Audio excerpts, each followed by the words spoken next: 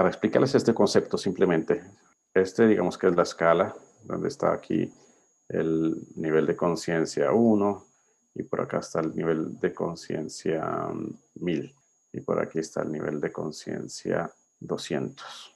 Por ejemplo, para poner un ejemplo muy concreto, nivel de conciencia 200 es el nivel de conciencia donde ya está un poquito a nivel de coraje todavía. El nivel de conciencia 200 es cuando el coraje se transforma en orgullo. Un orgullo en el sentido en inglés ese pride, ¿no? Como que te sientes orgulloso de algo, como un triunfo. Ahí es cuando empieza a aparecer la verdad.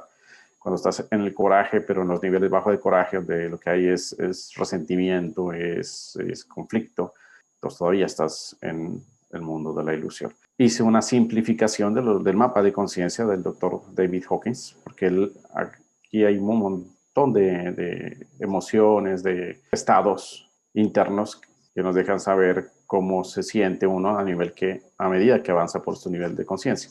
Yo hice una simplificación en el sentido de que básicamente de aquí hasta por aquí más o menos, esto era el nivel del temor, aquí es el nivel del coraje, bueno, perdón ahí la mala ortografía.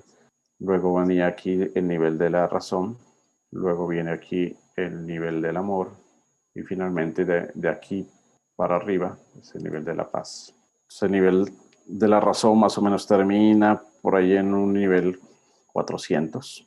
Viene todo el nivel del amor que viene más o menos por ahí hasta el 600. Y aquí el temor está en un 180 hacia abajo más o menos. Muy bien, entonces para darles un ejemplo de lo que les explicaba de la relatividad que hay en las percepciones dependiendo de dónde estás.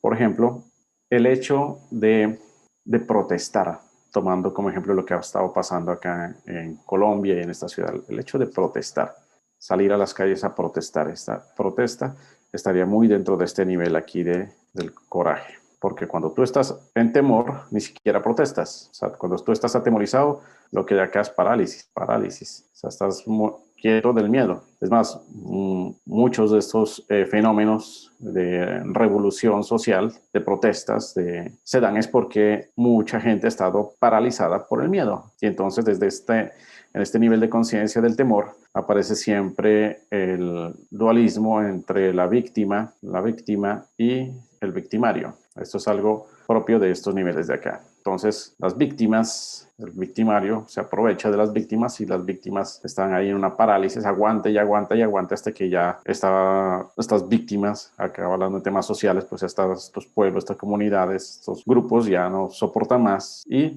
se van a la protesta. Y eso de acá están elevando su nivel de conciencia, de estar en el temor, entonces salen ya a protestar. Entonces, ¿qué pasa? Esa protesta, cuando se queda aquí en los niveles bajos de coraje, pues empieza a generar conflicto y empiezan a haber ataques y agresiones y es lo que hemos visto, se empieza a generar violencia, muertos, heridos, bueno, todo eso es degeneramiento de la protesta. La protesta pacífica, que suelen llamar, es cuando estamos hablando de que protestamos, pero bueno, a lo que debe llevarnos esto es que se generen unos acuerdos, el diálogo, y eso ya tiene que ver mucho ya con el nivel de la razón. Entrar a establecer acuerdos, hacer diálogos, es que estamos entrando a un nivel de conciencia superior, para que veamos cómo lo que estamos viendo se está manifestando y está aquí totalmente medido. Entonces, si yo estoy parado aquí, mi nivel de conciencia está aquí, en el nivel del coraje, entonces para mí lo mejor es la protesta. Desde aquí,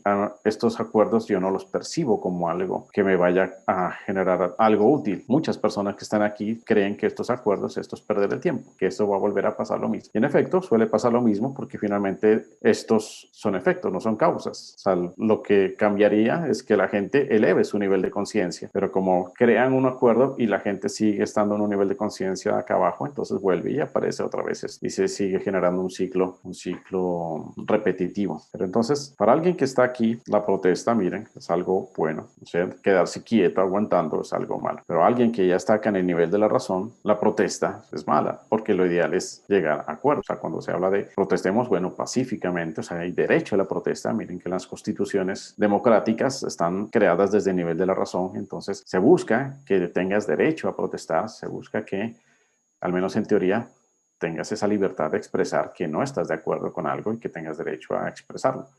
pero respetando los derechos de los demás. Eso es algo muy del nivel de la razón. O sea, mucho mejor que caer acá en conflictos.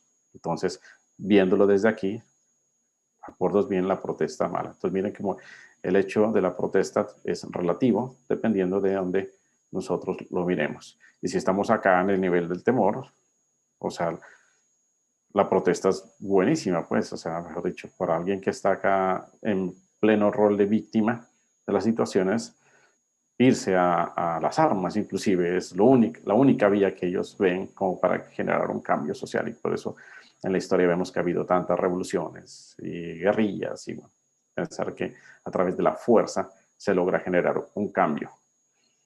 Es otra ilusión, porque ya hemos visto en la historia cuántas veces los que se toman el poder por las armas se vuelven, de ser víctimas, pasan a ser los nuevos victimarios, o sea, nuevos tiranos. Y como vienen desde un nivel de conciencia más bajito, estas personas que llegan al poder desde las armas se convierten en unos tiranos peores que los que había antes, unos dictadores más pesados.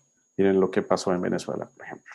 No siento más, entonces, mis queridos Life Surfers, les agradezco mucho su presencia. Nos estamos viendo pronto. Mando a todos un abrazo.